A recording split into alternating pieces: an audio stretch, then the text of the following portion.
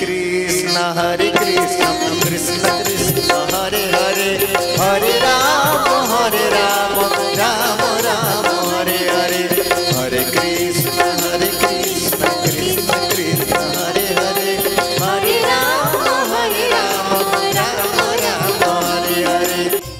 जय गुरु।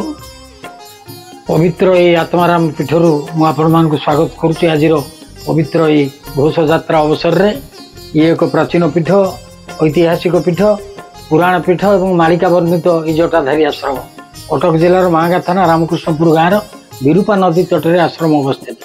आम पुरी श्रीक्षेत्र रथ यात्रार नीतिकांति सहित ताल दे सम्मान जड़े ये मठरे भी रथ यात्रा हो चली। लोक मैंने बहुत समागम होते, आखपाख लोक आसती, बहुत समागम रथ टणा हुए, तीन ठाकुर विजय करती। ये जटाधारी आश्रम रथ यात्रा ये अंचल गोटे प्रसिद्धि लाभ करी। बाबा थिले कर दे जाइए। आज भी बाबांकर अशरीर आत्मा ये भी आशीर्वाद दौर ये रथ यात्रा को चालू रख।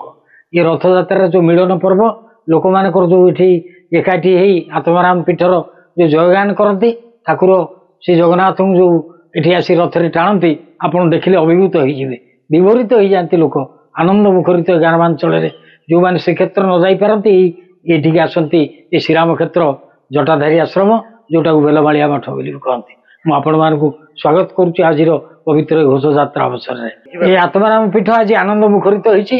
भक्त मैंने आसीजे, 3टा बेलू रथ टणा हम, नीतिकांति सब यथारीति पुरी श्रीक्षेत्र नीतिकांति सहित सब कार्य करा अदूर आप देखु रथ निर्माण कार्य सरी जाइए, सरिया उपरे प्राय सरी जाइए।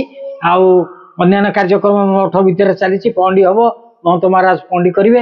ये आप अदूर देखु रथ निर्माण सरी जाइए, प्रस्तुति सरी जाइए। यूट्यूब चैनल तो आपण मैंने देखिए सीधा प्रसारण ये रथ यात्रा श्री गुरु आत्माराम चैनल।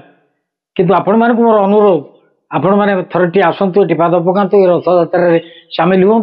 ये घोष यात्रा आपन को पाई आनंद मुखरित हम। मठ बहुत आनंद मुखरित भाव में आपण मानक कोड़े नब स्वागत कर, कारण भक्त और भगवान ये मिलन हेले ये पीठर महिमा महिमान्वित हम। आसतु ये रथ यात्रा सामिल हूँ। हरे कृष्ण कृष्ण कृष्ण